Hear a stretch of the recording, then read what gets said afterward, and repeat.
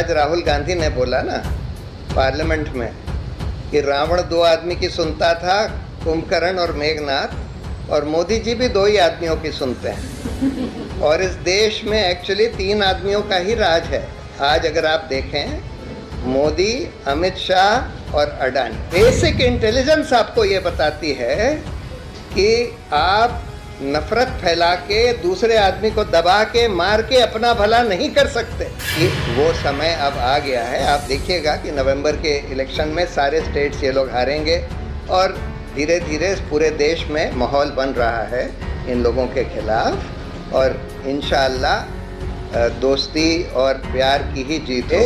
एक नया मीडिया भी खड़ा हुआ है जिसको हम ऑल्टरनेट मीडिया कहते हैं, जो कि इंटरनेट के द्वारा चलता है, जिसमें ज़्यादा पैसों की ज़रूरत नहीं होती। और इस वजह से बहुत सारे अच्छे जर्नलिस्ट्स, भाषा की तरह के बहुत सारे हैं, रवीश, इतने सारे हैं, मतलब उनका नाम लेना भी मुश्किल है। बहुत सारे अच्छे जर्नलिस्ट आज ऑल्टरनेट मीडिया पर और सोशल मीडिया पर इसके बिल्कुल खिलाफ काम कर रहे हैं। यानी जो मेन स्ट्रीम मीडिया नफ़रत और लुम्पनिज़म फैला रहा है, उसके बिल्कुल विपरीत काम कर रहे हैं। और मेरा ये मानना है कि आज जो ऑल्टरनेट मीडिया है उसका इन्फ्लुएंस आज मेन स्ट्रीम मीडिया से कुछ कम नहीं है।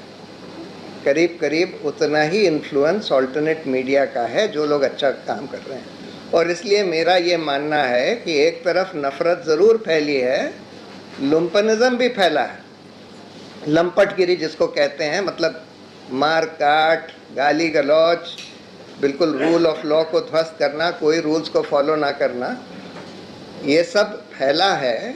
लेकिन साथ में जितने लोगों में ये जहर फैला है, मेरा ये मानना है कि उससे ज़्यादा लोगों में ये इसके खिलाफ भी भावना फैली है। लेकिन फिर भी ये सब नफ़रत और लुम्पनिज़म चल रहा है। नूह में, मणिपुर में, जगह जगह चल रहा है। जगह जगह लिंच मॉब्स घूम रहे हैं, जगह जगह इस तरह के प्रोसेशंस में लोग घूम रहे हैं, रिलीजियस प्रोसेशंस के नाम पर, कभी कभी कांवड़ यात्रा के नाम पर। मतलब हर तरह का लुम्पनिज़म और नफ़रत फैलाई जा रही है।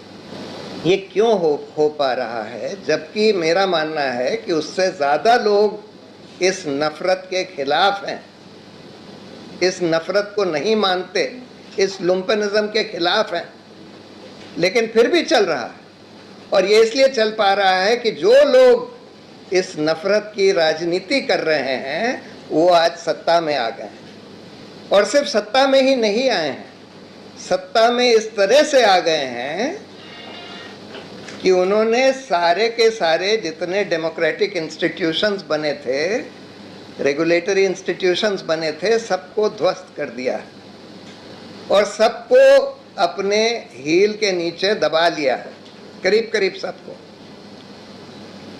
और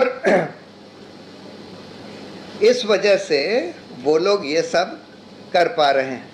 और इस पूरे एस्टैब्लिशमेंट में अगर आप देखें, जैसे आज राहुल गांधी ने बोला ना पार्लियामेंट में कि रावण दो आदमी की सुनता था, कुंभकर्ण और मेघनाथ, और मोदी जी भी दो ही आदमियों की सुनते हैं। और इस देश में एक्चुअली तीन आदमियों का ही राज है।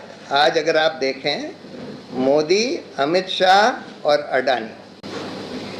यानी कि एक तरफ तो आपने सारे डेमोक्रेटिक इंस्टीट्यूशंस को ध्वस्त कर दिया, दूसरी तरफ आपने अपनी पार्टी को भी ध्वस्त कर दिया, और तीन आदमियों का राज चल रहा है। और इनको लगता है, देखिए, आम तौर पर हर एक आदमी ये बात समझता है, हर एक इंटेलिजेंट आदमी ये बात समझता है कि नफ़रत फैलाने से, दूसरों से लड़ाई करने से सबका नुकसान होता है, पूरे समाज का नुकसान होता है। ये बिल्कुल एक एलिमेंटरी ट्रूथ है।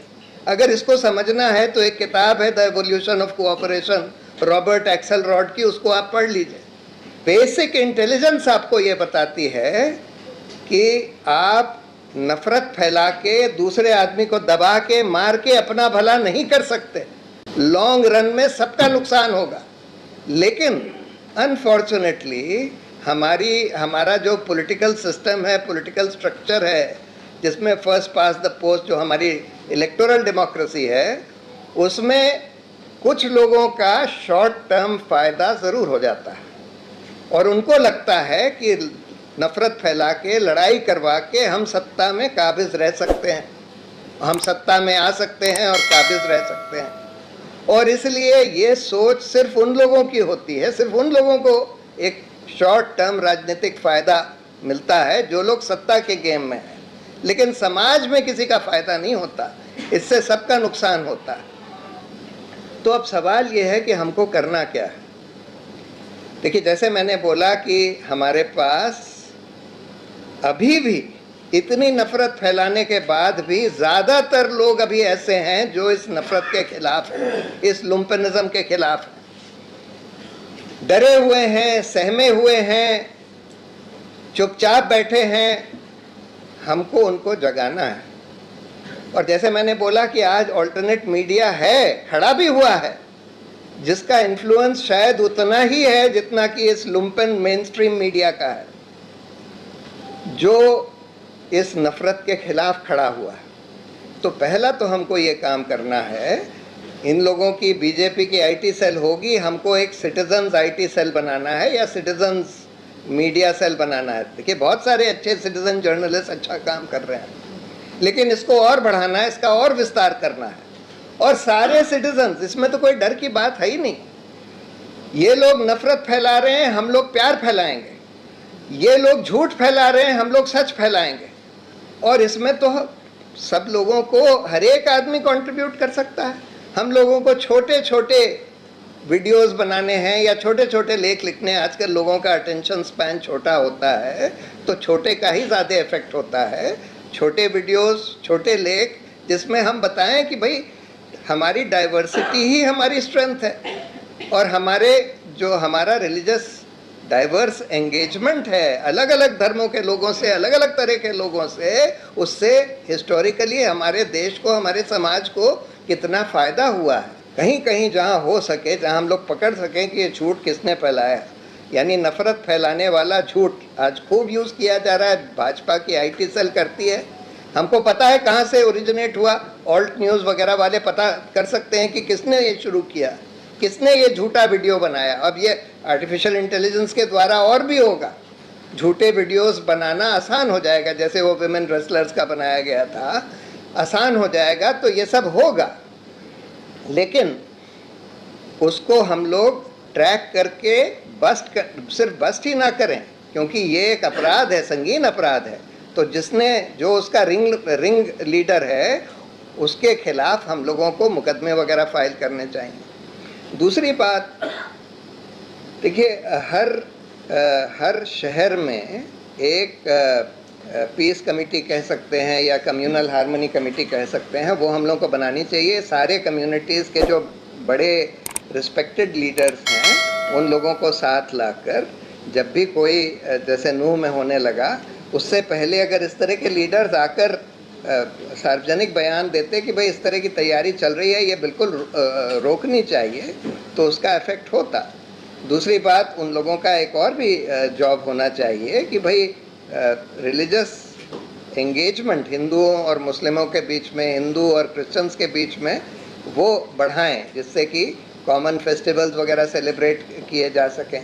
तो ये कई काम हैं जो हम लोग सिटीजन्स के तौर पर मिलके कर सकते हैं। और आखिर में तो खैर इन लोगों को पॉलिटिकली हराना होगा, जो लोग आज सत्ता में बैठकर और इसको बिल्कुल बैंड मास्टर्स की तरह इसको ऑर्केस्ट्रेट कर रहे हैं, इस नफ़रत को और लुम्पनिज़म को, इन लोगों को पॉलिटिकली हराना होगा।